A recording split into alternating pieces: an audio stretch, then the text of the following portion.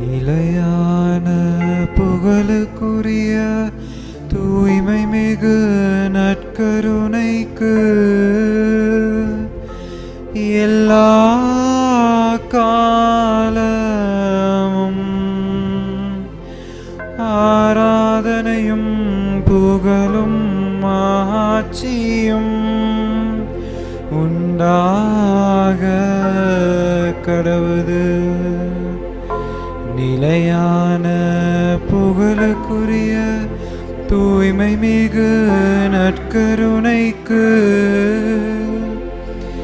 எல்லா காலமும் ஆராதனையும் புகழும் ஆட்சியும் உண்டாக கடவுது. நிலையான புகழுக்குரிய தூய்மை மிகு நற்கருணைக்கு எல்லா காலமும் ஆராதனையும் புகழும் ஆட்சியும் உண்டாக கடவுது.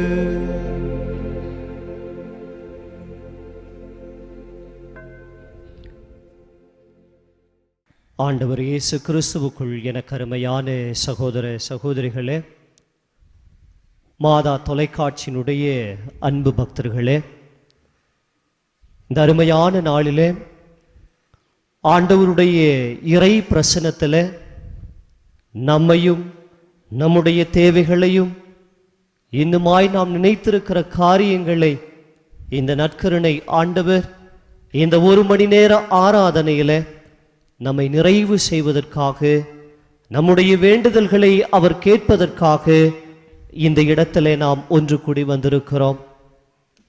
நற்கருணை ஆண்டவர் நம்மை அரவணைக்கிற ஆண்டவர், நற்கருணை ஆண்டவர் நமக்கு வாழ்வு தருகிற ஆண்டவர், நற்கருணை ஆண்டவர் நம்மை ஒவ்வொரு நாளும் கண்ணின் கருவிழி போல வழிநடத்துகிற ஆண்டவர். அவருடைய வழி நடத்துதலில், அவருடைய பராமரிப்பில் நாம் வாழ்ந்து கொண்டிருக்கிறோம், இயங்கிக் கொண்டிருக்கிறோம். ஆகவே இந்த அருமையான நேரத்தில் ஆவியானவருடைய இறை பிரசன்னத்தோடு, ஆவியானவருடைய வல்லமையோடு இந்த ஆராதனைக்கு நாம் கடந்து வருவோம்.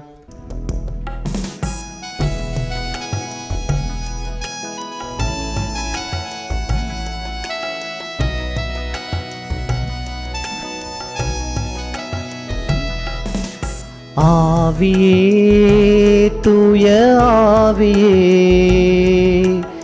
என்னில் வா, இறங்கி வா. ஆவியே, தூய ஆவியே, என்னில் வா, இறங்கி வா. என்னை உன் வரங்களால் நிரப்பவா, இறங்கி வா. என்னை உன் வரங்களால் நிரப்பவா, இறங்கி வா.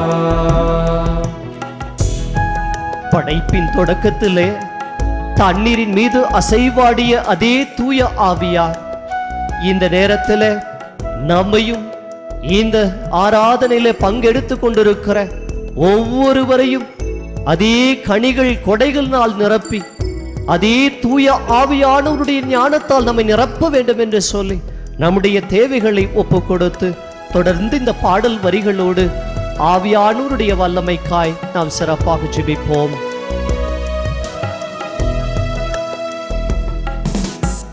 ஆதியிலே உலகம் உருவாகும் முன்னே உம்பாலே எல்லாமும் உருவானதே. ஆதியிலே உலகம் உருவாகும் முன்னே உம்மாலே எல்லாமும் உருவானதே. உம்மாலே எல்லாம் உயிர் பெற்றது, உம்மாலே எல்லாம் நலமானதே, உம்மாலே எல்லாம் உயிர் பெற்றது, உம்மாலே எல்லாம் நலமானதே. ஆவியே என்னில் இறங்கி வா, ஆவியே என்னை நிரப்பவா, ஆவியே என்னில் இறங்கி வா, ஆவியே என்னை நிரப்பவா. ஆவியே தூய ஆவியே என்னில் வா, இறங்கி வா.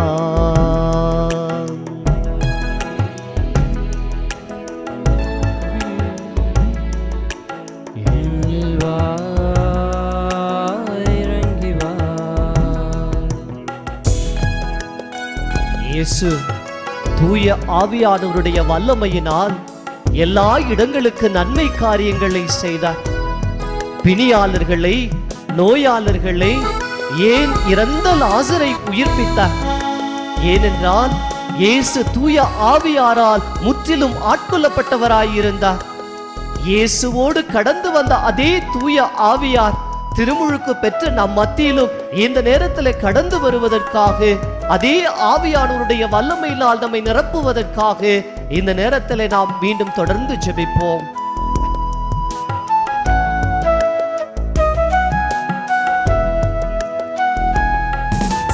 பெருமையில் நாங்கள் மனமுடைந்த போது அருளாலே எம்மை ஆட்கொள்ளுமே. பெருமையிலே நாங்கள் மனமுடைந்த போது அருளாலே எம்மை ஆட்கொள்ளுமே. இருளான பாதையில் நடக்கின்ற போது மறுவாழ்வில் எம்மை நடத்திடுமே.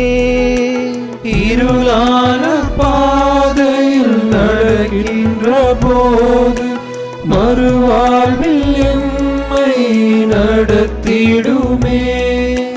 ஆவியே என்னில் இறங்கி வா,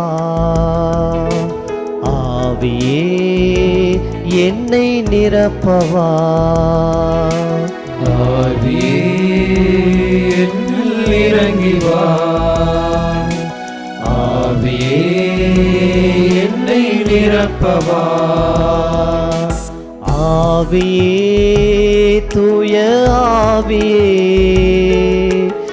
என்னில் வா, இறங்கி வா. ஆவியே தூய ஆவியே என்னில் வா, இறங்கி வா. என்னை உன் வரங்களால் நிரப்பவா,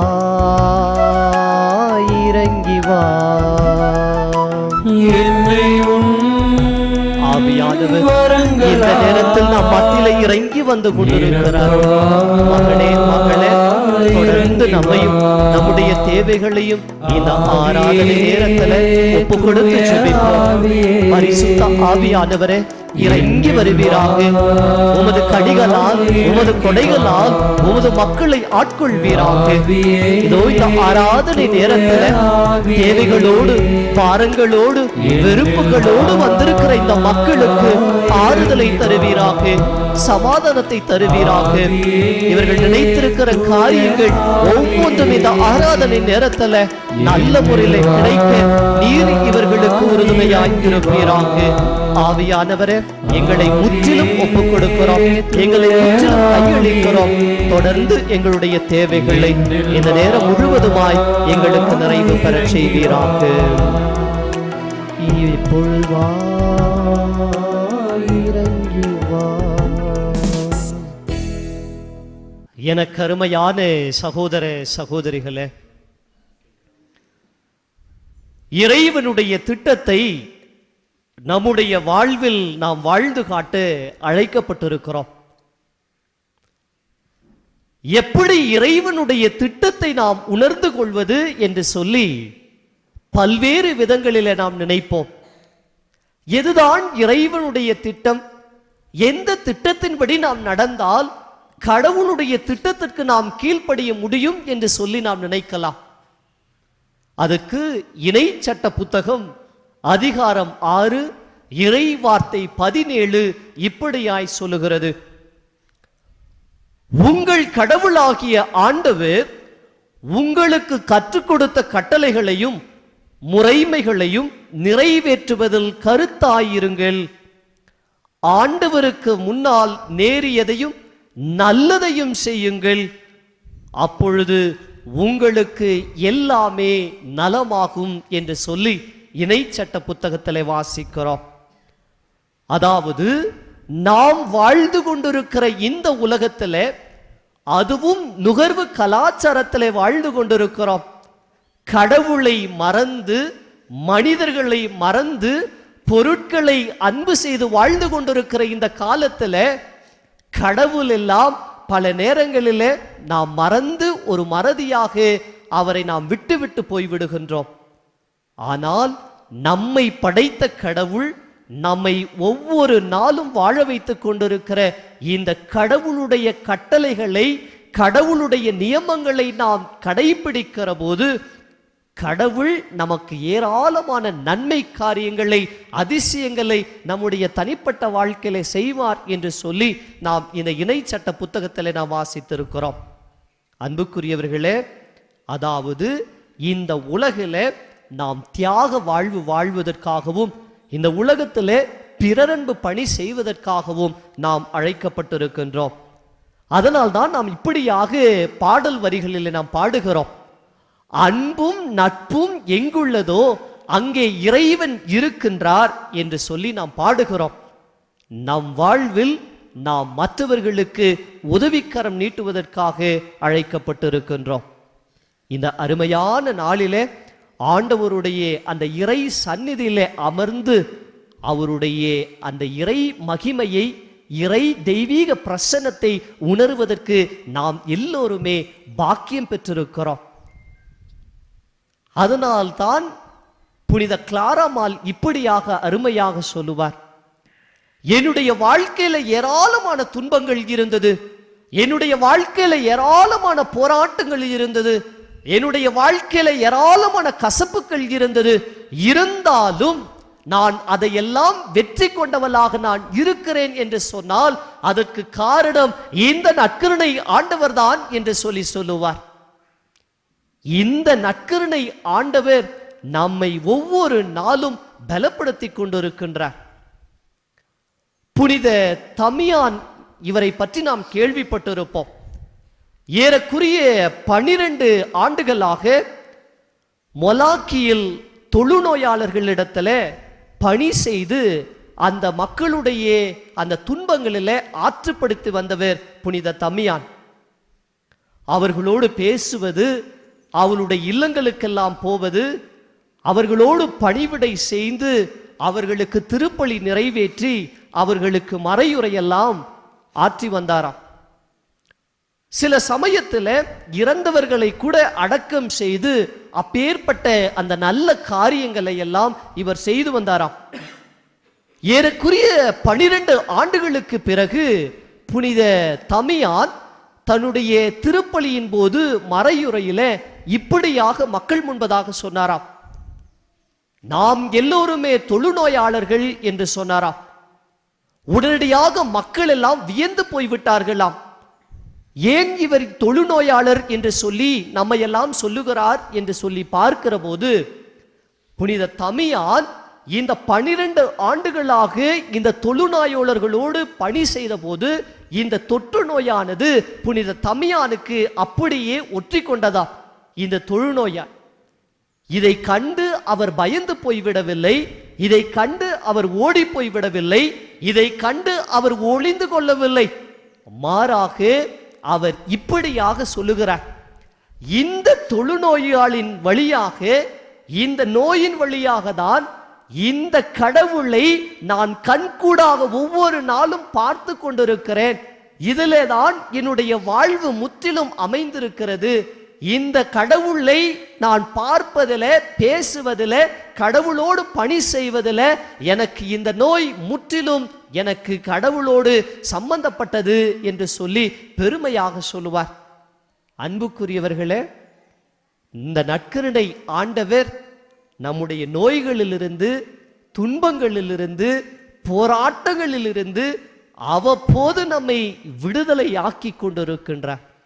ஆகவே இந்த நற்கருணை ஆண்டவரிடத்துல நாம் விசுவாசமும் நம்பிக்கையும் கொண்டு நம்முடைய வாழ்வை தொடருவதற்காக நாம் அழைக்கப்பட்டிருக்கின்றோம். இந்த அருமையான நாள் ஒரு உண்மையான நாள், நம்பிக்கையின் நாள், விசுவாசத்தின் நாளாக உங்களுடைய வாழ்க்கையில மாற வேண்டும் என்று சொன்னால் நீங்களும் புனித தமியானை போல பிறரன்பு பணி செய்ய வேண்டும். கடவுளுடைய கட்டளைகளை, கடவுளுடைய நியமங்களை கடைபிடித்து அதன்படி நடப்பவர்களாக மாற்றிக்கொள்ள வேண்டும். அதைதான் ஆண்டவர் விரும்புகிறார். ஆகவே நம் கடவுள் நம்மை ஒவ்வொரு நாளும் பராமரித்து கொண்டிருக்கின்றார்.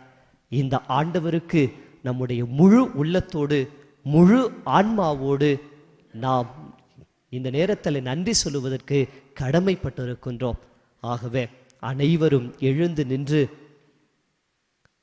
இந்த பாடலோடு நாம் இந்த நற்கருணை ஆண்டவரை நாம் இன்னும் போற்றி ஆராதித்து ஆண்டவருடைய இந்த மகிமையான இந்த ஆசீர்வாதத்தை நாம் பெற்றுக்கொள்ளுவோம்.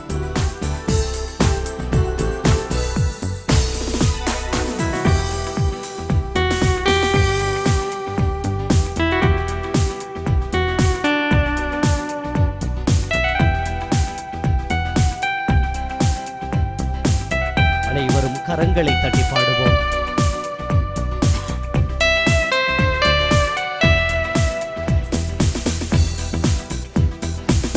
ஆத்துமாவே நன்றி சொல்லு முழு உள்ளத்தோடே. ஆத்துமாவே நன்றி சொல்லு முழு உள்ளத்தோடே. ஆண்டவர் செய்த நன்மைகளை ஒரு நாளும் மறவாதே. ஆண்டவர் செய்த நன்மைகளை ஒரு நாளும் மறவாதே. ஆத்துமாவே நன்றி சொல்லு முழு உள்ளத்தோடே.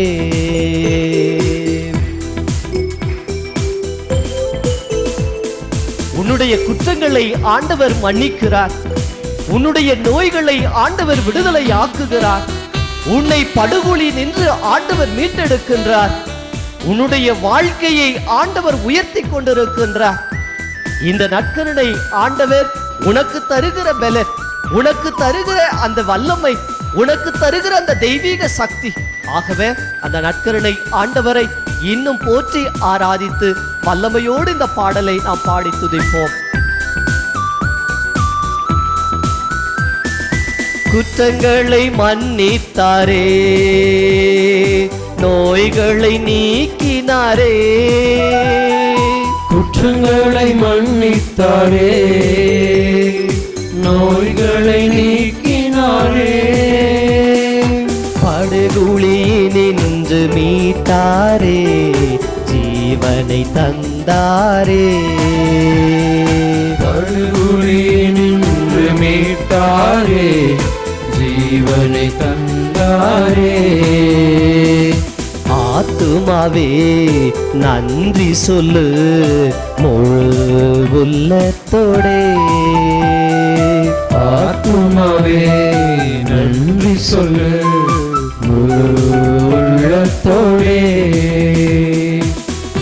12 ஆண்டுகளாய் இரத்த போக்கினால் போன அந்த பெண்மணி, நான் ஆண்டவருடைய ஆடையை தொட்டாலே நலம் பெறுவேன் என்று சொன்னார். கண்ணீரோடு வந்தார், வேதனையோடு வந்தார், வெட்கத்தோடு வந்தார், தலைகுனிவோடு வந்தார். இந்த நற்கருணை ஆண்டவர் அவருடைய வாழ்வை நன்மைகளினால் நிரப்பினார். இதே நற்கருணை ஆண்டவர் உன்னுடைய வாழ்க்கையில அதே அதிசயத்தை காண செய்கிறார். உன்னுடைய வாழ்க்கையை கழுகின் இளமை போல புது பொழிவு பெற செய்ய இருக்கிறார். நன்றியோடு ஆண்டவரே, என்னுடைய வாழ்வை உயர்த்தியதற்காய், கடைநிலையில் இருந்த என்னை கண்ணோக்கியதற்காய் நன்றி என்று சொல்லி இந்த பாடல் வரிகளோடு ஆண்டவரை நாம் போற்றி துதிப்போம். இளமை கழுகு போல புதிதாக்கி மகிழ்கின்றார். இளமை கழுகு போல புதிதாக்கி மகிழ்கின்றார். ஓடினாலும் நடந்தாலும் பலன் குறைவதில்லை. ஓடினாலும் நடந்தாலும் பலன் குறைவதில்லை. ஆத்துமாவே நன்றி சொல்லு முழு உள்ளத்தோடே. ஆத்துமாவே நன்றி சொல்லு முழு உள்ளத்தோடே. எத்தனையோ இடங்களிலே உனக்கு தலை குனிவுகள் வந்திருக்கலாம். ஐயோ, என்னால் இந்த வேலை செய்ய முடியவில்லையே, என்னை பார்த்து பல பேர் சிரித்தார்களே, எனக்கு ஏன் கடவுள் இந்த அறிவை கொடுக்கவில்லை, எனக்கு ஏன் இந்த ஞானத்தை கொடுக்கவில்லை என்று சொல்லி பல நேரங்களிலே கேட்டிருப்போம். ஆனால் ஆண்டவர் உன்னை அடைக்கலம் புகச் செய்கிறார். அவருடைய இறக்கைகளின் நிழலிலே உன்னை தஞ்சம் புகச் செய்கிறார் என்று சொல்லி திருப்பாடல் 91 நாம் வாசிக்கிறோம். இந்த ஆண்டவர் தான் உன்னை மணிமுடியாக, அவருடைய இரக்கங்களால் உன்னை மணிமுடியாக சூட்டிக் கொண்டிருக்கின்றார். உன்னுடைய வாழ் நாட்களை எல்லாம் நன்மைகளால் நிரப்பிக் கொண்டிருக்கிற இந்த நற்கருணை ஆண்டவரிடத்துல, ஆண்டவரே, வாழ்வை கொடுத்த உமக்கு நான் எப்படி நன்றி சொல்லுவேன்? இருந்தாலும் என்னுடைய வாழ்நாள் முழுவதும் உமக்கு மட்டும்தான் ஊழியம் புரிவோம் என்று சொல்லி யோசுவா சொன்னது போல நானும் என் வீட்டாரும் உமக்கு மட்டும்தான் ஊழியம் புரிவோம் என்று சொல்லி நம்பிக்கையோடு இந்த ஆண்டவர் முன்பதாக நாம் இந்த பாடல் வரிகளை பாடி நாம் இன்னும் அவரை போற்றி ஆராதிப்போம். கிருபை இரக்கங்களால் மணிமுடி சூட்டுகின்றார். கிருபை இரக்கங்களால் மணிமுடி சூட்டுகின்றார். வாழ்நாளெல்லாம் நன்மைகளால் திருப்தியாக்குகின்றார். வாழ்நாளெல்லாம் நன்மைகளால் திருப்தியாக்குகின்றார். ஆண்டவர் செய்த நன்மைகளை ஒரு நாளும் மறவாதே. ஆண்டவர் செய்த நன்மைகளை ஒரு நாளும் மறவாதே. ஆத்துமாவே நன்றி சொல்லு முழு உள்ளத்தோடே. ஆத்துமாவே நன்றி சொல்லு முழு உள்ளத்தோடே. ஆண்டவர் செய்த நன்மைகளை ஒரு நாளும் மறவாதே. ஆண்டவர் செய்த நன்மைகளை ஒரு நாளும் மறவாதே. ஒரு நாளும் மறவாதே. ஒரு நாளும் மறவாதே. ஒரு நாளும் மறவாதே. நம்முடைய சந்திப்பு பிறருக்கு மகிழ்ச்சியை தர வேண்டும். நம்முடைய சந்திப்பு பிறருக்கு ஆறுதலை தர வேண்டும். பல நேரங்களில் நம்முடைய சந்திப்பு பிறருக்கு எரிச்சலை தருகிறது.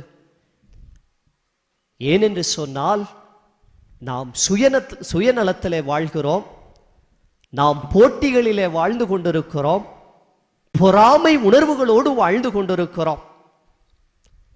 நம்முடைய வாழ்க்கையை வாழுவதற்கே நாம் தவறி போய் விடுகின்றோம். ஆனால் இந்த நற்கருணை ஆண்டவர் இவருடைய சந்திப்பு இவர் போகிற இடங்கள் எல்லாம், இவர் வரக்கூடிய இடங்களில் எல்லாம் மக்கள் எதிர்பார்த்து கொண்டிருந்தார்கள்.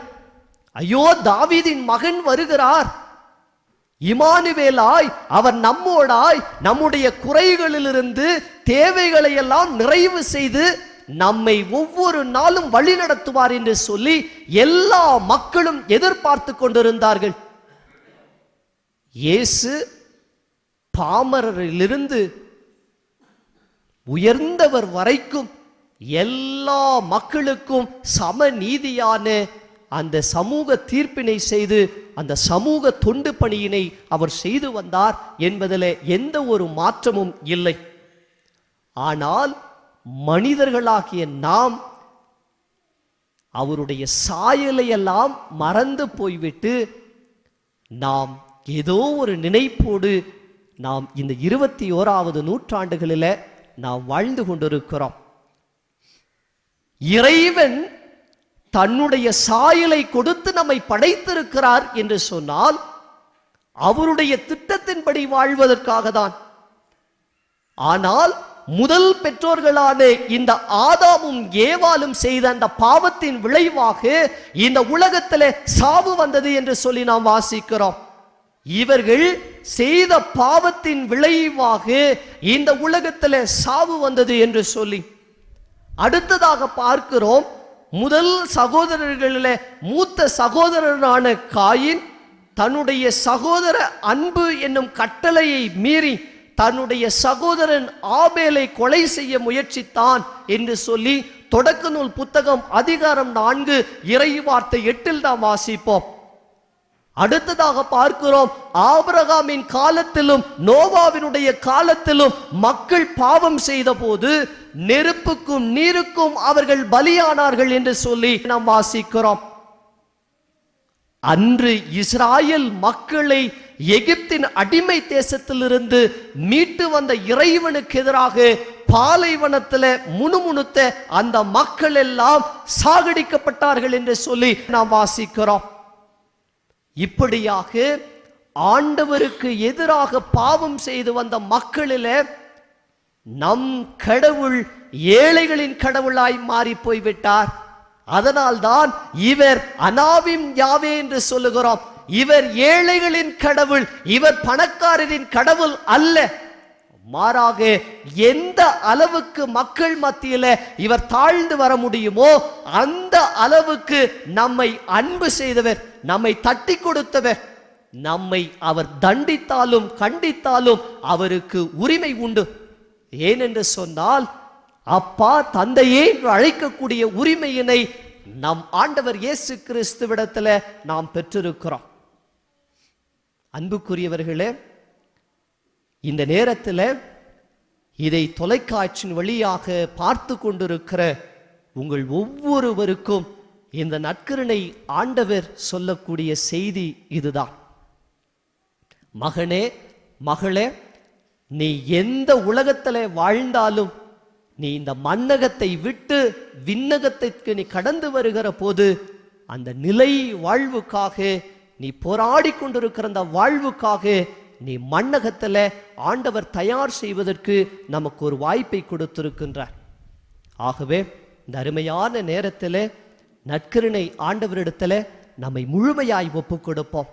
நற்கருணை ஆண்டவரே, வாழ வைக்கிற ஆண்டவரே, எங்களோடு நீர் கடந்து வந்து கொண்டிருக்கிற நாட்களுக்காய், பரிசுத்த நாட்களுக்காய் நன்றி ஆண்டவரே. இன்னும் இந்த உலகத்தில் நாங்கள் வாழ்ந்து கொண்டு உம்மை மறந்த நாட்கள் எல்லாம் ஏராளமான நாட்கள். உம்மிடத்தில் நாங்கள் திரும்பி நெருங்கி வர வேண்டும், உம்மை நாங்கள் அரவணைக்க வேண்டும்.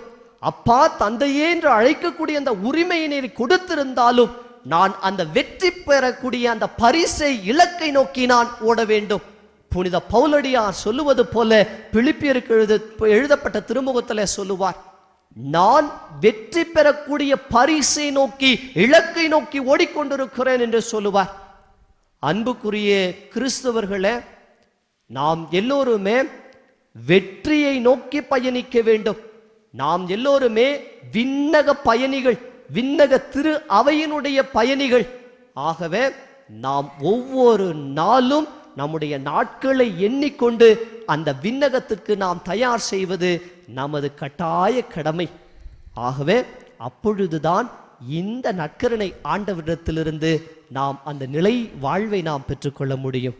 ஆகவே அதே நினைப்போடு, ஆண்டவரே, என்னையும் என்னுடைய வாழ்க்கையும் இந்த நாட்களில எங்களை ஒவ்வொரு நாளும் உணரச் செய்ததற்காக, மறவாமல் இருப்பதற்காக நன்றி ஐயா என்று சொல்லி, மறவாமல் நினைத்தீரையா இந்த பாடல் வழியாக இந்த நற்கருணை ஆண்டவரை நாம் போற்றி அவரை ஆராதித்து அவரை நாம் மகிமைப்படுத்துவோம்.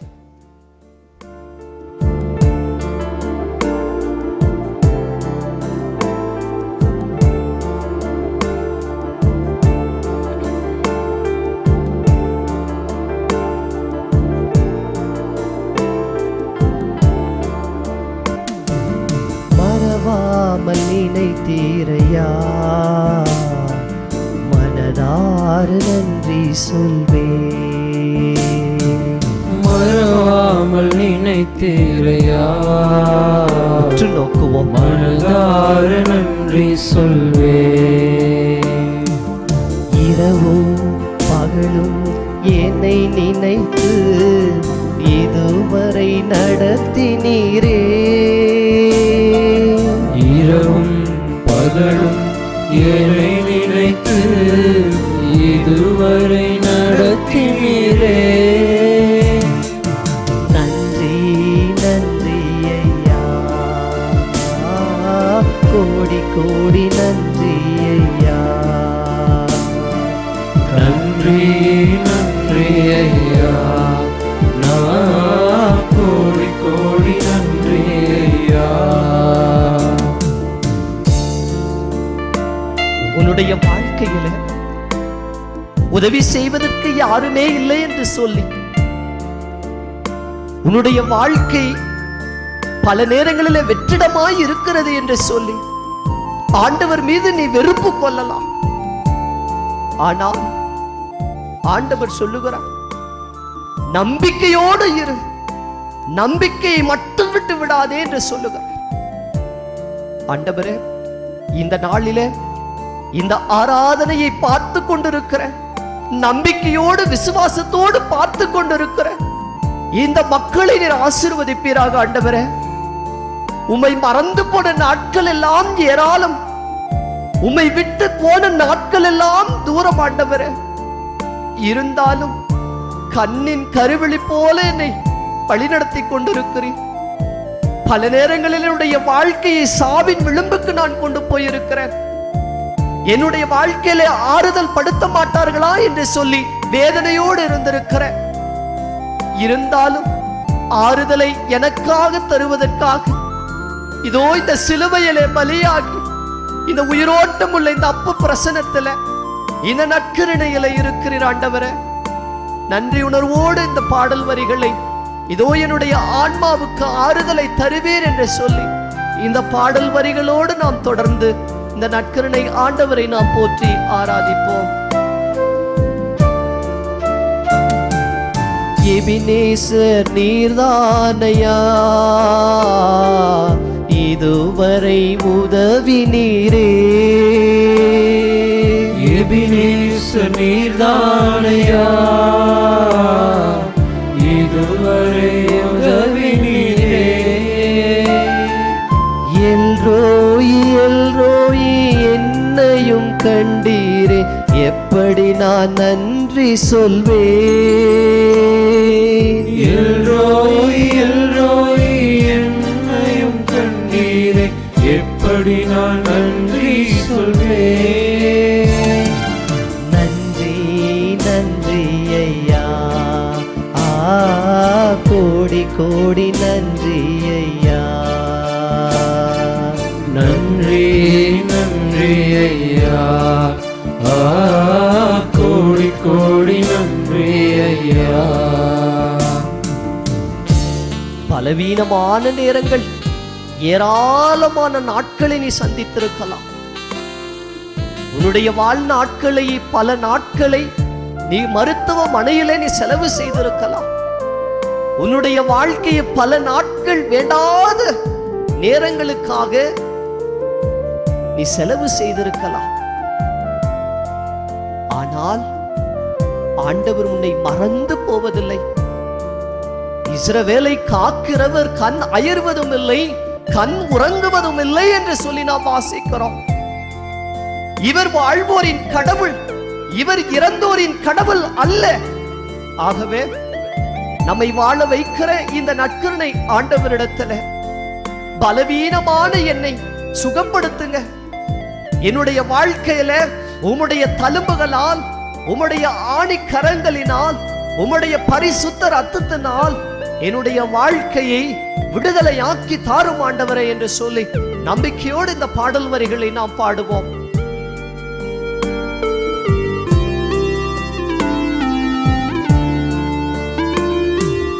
பலவீன நேரங்களில்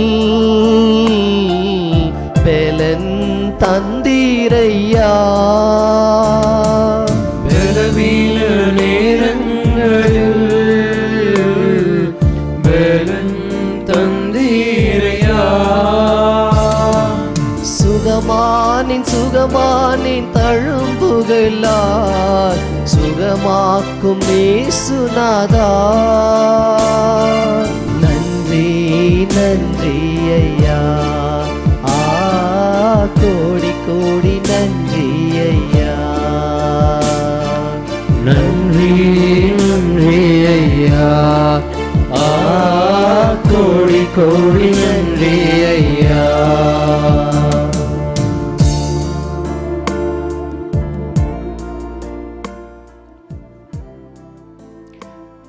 Praise the Lord. Praise the Lord. Praise the Lord. Praise the Lord. இயேசுவே நன்றி, இயேசுவே நன்றி, இயேசுவே நன்றி, இயேசுவே நன்றி, இயேசுவே நன்றி, இயேசுவே நன்றி. ஆண்டவர் இயேசு கிறிஸ்துவுக்குள் எனக்கு அருமையான சகோதர சகோதரிகளே, 1901ஆம் ஆண்டு லூர்து நகரில் நடைபெற்ற நிகழ்வு. பிரான்ஸ் நாட்டில் தலைநகரான பாரிஸில் இந்த தலைநகருக்கு அருகாமையில ஒரு கோர ரயில் விபத்து அந்த ஆண்டு நடந்தது. இதிலே ஏறக்குறைய பலக்கணக்கான மக்கள் எல்லாம் செத்து போனர். இதிலே பல உயிர்கள் எல்லாம் உயிருக்கு போராடி கொண்டிருக்கிறது. மருத்துவ படைகள் எல்லாம் விரைந்து கொண்டிருக்கிறது. எல்லா நிவாரண உதவிகள் எல்லாம் உடனடியாக அங்கங்கு செய்து கொண்டிருக்கிறார்கள். இந்த ரயில் பயணத்தின் பொழுது எத்தனையோ மக்கள் எல்லாம் கத்தி கதறி கொண்டிருக்கிறார்கள். ஆண்டவரே இறங்கி வா என்று சொல்லி பல்வேறு மக்கள் எல்லாம் அவர்களுடைய கடவுள்களை எல்லாம் கூப்பிட்டு கொண்டிருக்கிறார்கள். அந்த நேரத்தில் ஒரு முடியாத ஒரு நபர், அவர் பெயர் கார்காம் என்பவர். இந்த கார்காம் என்பவர் ஒரு கிறிஸ்துவ நம்பிக்கை இல்லாத ஒரு நபர். இவர் உயிருக்கு போராடி அந்த குற்றுயிராய் கடந்த நேரத்தில் இவரை மருத்துவமனைக்கு எடுத்து செல்கிறார்கள். மருத்துவமனையில் இவர் போராடி கொண்டிருக்கிறார், உயிரை பிடிச்சிட்டு இருக்கிறார், வேதனைகளோடு இருக்கிறார், கத்தி கதறி கொண்டிருக்கிறார். அவருடைய மனைவி, அந்த கார்காமினுடைய மனைவியும் அவருடைய தாயாரும் அந்த மருத்துவமனையினுடைய அந்த தீவிர சிகிச்சை பிரிவுக்கு அருகில அமர்ந்து கொண்டு அழுது கொண்டிருக்கிறார்கள். தன்னுடைய மகனுக்கு மீண்டும் அந்த உயிர் பிச்சை கிடைக்குமா என்று சொல்லி அழுது கொண்டிருக்கிற நேரம். அப்பொழுது அந்த நேரத்தில் யாரோ ஒரு சகோதரி அந்த இடத்துல வந்து தன்னுடைய அந்த கார்காப்பினுடைய மனைவியிடத்திலும் அவருடைய தாயிடத்திலும் இப்படி சொல்லுகிறார்கள், அம்மா, உன்னுடைய மகன் கட்டாயம் பிழைத்துக் கொள்ளுவான், அவனை நீர் எப்படியாவது லூர்து நகருக்கு கொண்டு செல் என்று சொல்லி அந்த தாயிடத்திலும் மனைவியிடத்திலுமே யாரோ ஒரு சகோதரி சொல்லி இருக்கிறார். உடனடியாக அந்த மகன் படுகிற அந்த வேதனைகளை பார்த்து அவருடைய தாய் தன்னுடைய அந்த மகனிடத்துல படுக்கையிலே இருந்த மகனிடத்துல போய் சொல்லுகிறார், மகனே, உன்னுடைய வேதனைகளை, உன்னுடைய துன்பத்தை என்னால் தாங்க முடியாது. ஆகவே நாம் கடவுளை நோக்கி நாம் அன்றாடி நாம் உடனடியாக லூர்து நகருக்கு நாம் செல்லுவோம் வா என்று சொன்னபோது கார்காம் சொன்ன பதில், அம்மா, சின்ன வயசிலிருந்து இன்னி வரைக்கும் எனக்கு சற்று கூட கடவுள் நம்பிக்கையே கிடையாது. கடவுள் என்பவர் இந்த உலகத்திலே ஒரு பொருட்டாகவே நான் கருதியது கிடையாது. கடவுளே என்னுடைய வாழ்க்கையில இல்லை. இப்பேற்பட்ட கடவுளை நான் இப்பொழுது கூப்பிட்டேன் என்று சொன்னால் அவர் வருவார் என்று என்ன நிச்சயம் என்று சொல்லி தன்னுடைய தாயிடத்துல கேட்கிறார். உடனடியாக அந்த கார்காமினுடைய தாயார் இப்படியாக அவரிடத்துல சொல்லுகிறார், மகனே, ஒருவேளை நீ அந்த கடவுளை கூப்பிடாமல் இருக்கலாம், நீ ஒருவேளை அந்த கடவுளை மறந்திருக்கலாம், ஆனால் அவர் உன்னை மறக்க கூடியவர் அல்ல. அவருடைய பெயரிலே உன்னுடைய பெயரை அவர் எழுதி பொறித்து வைத்திருக்கிறார். கட்டாயமாக அவர் உனக்கு சுகம் தருவார் என்று சொல்லி லூர்து நகருக்கு அவரை அழைத்து செல்கிறார். படுத்த படுக்கையில அந்த ஸ்ட்ரக்சரில் அந்த மருத்துவமனையினுடைய அந்த அறிவுறுத்தலின்படி அந்த சகோதரியும் அந்த அவருடைய தாயாரும் அந்த மனைவியும் அழைத்து செல்கிறார்கள் அந்த லூர்து நகருக்கு. லூர்து நகருக்கு சென்ற வேளையில திருப்பலி நடந்து கொண்டிருக்கிறது. திருப்பலி நடந்து முடிந்த போது திருப்பலியினுடைய இறுதியில ஆராதனை எழுந்தேற்றம் நடந்து கொண்டிருக்கிறது. அந்த ஆராதனையுடைய எழுந்தேற்றத்தில் அந்த குருவானவர் அந்த கதிர் பாத்திரத்தை சுமந்து கொண்டு அந்த கார்காமினுடைய அருகாமையிலே அவர் இருக்கக்கூடிய அந்த படுக்கையினுடைய ஸ்ட்ரக்சர் அருகிலே கொண்டு வந்து கொண்டிருக்கிற போது அவருடைய உடலிலே ஒரு மாற்றத்தை உணர்கிறார். யாரோ என்னுடைய அருகாமையிலே வந்து கொண்டிருக்கிறார், யாரோ என்னை தொடுவது போல என்னுடைய உடல் உணர்வுகள் எல்லாம் என்னை சிலிர்க்க செய்கிறது என்று சொல்லி கார்காம் சொல்லுகிறார்.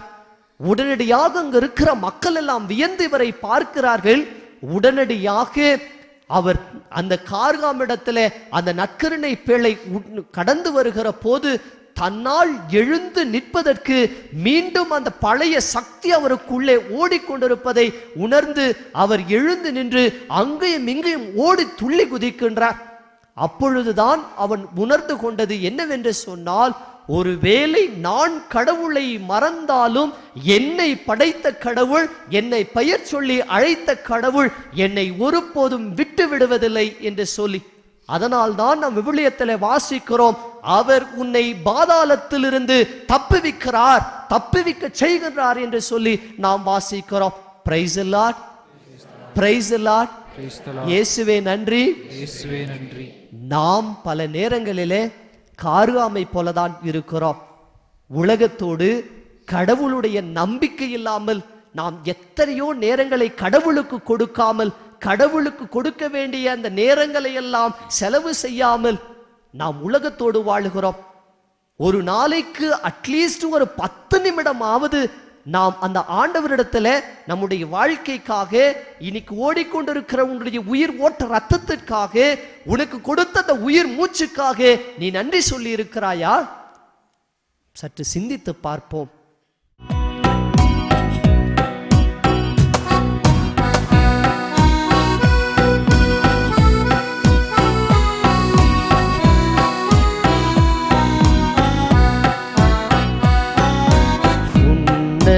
தேவனுக்கு ஆராதனை, உயிருள்ள தேவனுக்கு ஆராதனை, தேவனுக்கு ஆராதனை, உயிருள்ள தேவனுக்கு ஆராதனை, ஆராதனை, ஆராதனை, ஆராதனை,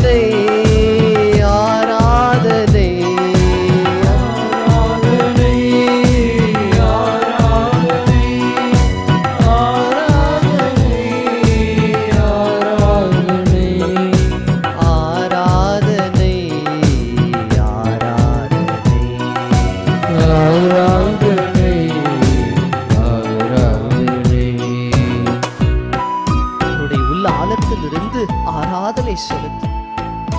ஆண்டவரே, உலக காரியங்கள், வெறுப்புகள், பகை உணர்வுகள், என்னுடைய தேவையில்லாத பயங்கள், தேவையில்லாத போராட்டங்கள் எல்லாம் இன்றோடு இந்த நேரத்தில் உமது முன்பதாக நான் விட்டுக் கொடுக்கிறேன் ஆண்டவரே. என்னை உயர்த்தி பாரும் ஆண்டவரே. உமக்கு துதி கன மகிமையினால் நான் ஆராதனை செய்கிறேன். கைதால ஒளி முழங்க ஆராதனை செய்கிறேன். நீர் ஆபிரகாமின் கடவுள், நீர் யாக்கோபின் கடவுள், நீர் ஈசாக்கின் கடவுள், நீ இஸ்ரவேலின் கடவுள் என்பதை நான் உணர்ந்திருக்கிறேன். இந்த ஆராதனையிலே நான் தியானித்துக் கொண்டிருப்பது போல நான் நம்பிக்கையோடு போராடுவதற்காய் காத்து கொண்டிருக்கிறேன்.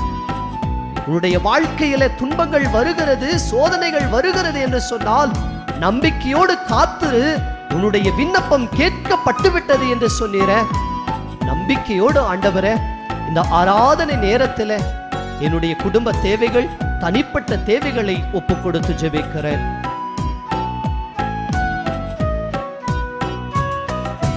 நற்கருணை நாதருக்கு ஆராதனை, நலமாக்கும் தேவனுக்கு ஆராதனை. நற்கருணை நாதருக்கு ஆராதனை, நலமாக்கும் தேவனுக்கு ஆராதனை. தானியேலின் தேவனுக்கு ஆராதனை, தாவீதின் மைந்தனுக்கு ஆராதனை. தானியேலின் தேவனுக்கு ஆராதனை, தாவீதின் மைந்தனுக்கு ஆராதனை. ஆராதனை ஆராதனை ஆராதனை ஆராதனை ஆராதனை ஆராதனை ஆராதனை ஆராதனை ஆராதனை ஆராதனை ஆராதனை ஆராதனை. ஸ்தோத்திர பலியிட்டு ஆராதனை, துதிகன மகிமையால் ஆராதனை. ஸ்தோத்திர பலியிட்டு ஆராதனை, துதிகன மகிமைக்கு ஆராதனை. கைத்தால ஒளி முழங்க ஆராதனை, எக்கால துணி முழங்க ஆராதனை. கைத்தால ஒளி முழங்க ஆராதனை, எக்கால முழங்க ஆராதனை. ஆராதனை ஆராதனை ஆராதனை ஆராதனை ஆராதனை ஆராதனை ஆராதனை ஆராதனை ஆராதனை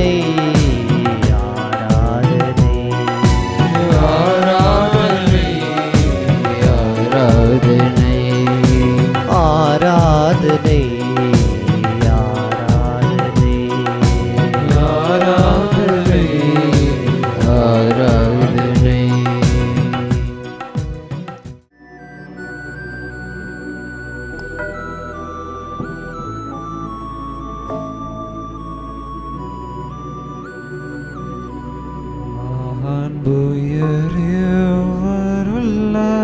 அடையாளத்தை தாழ்ந்து பணிந்து ஆராதிப்போம். பழைய நியம முறைகள் அனைத்தும் இனி மறைந்து முடிவு பெறுக. புதிய நியம முறைகள் வருக. புலன்களாலே மனிதர் இதனை அறிய இயலா. குறையை நீக்க நம்பிக்கையின் உதவி பெறுக. தந்தையவர்க்கும் மகனவர்க்கும் புகழ்ச்சியோடு வெற்றியார்ப்பம் மீட்பின் பெருமை மாட்சிமையோடு வலிமை வாழ்த்து யாவுமாக இருவரிடமாய் வருகின்றவராம் தூய ஆவி ஆனவர்க்கும் அளவில்லாத சமப்புகழ்ச்சி என்றுமே உண்டாகுக.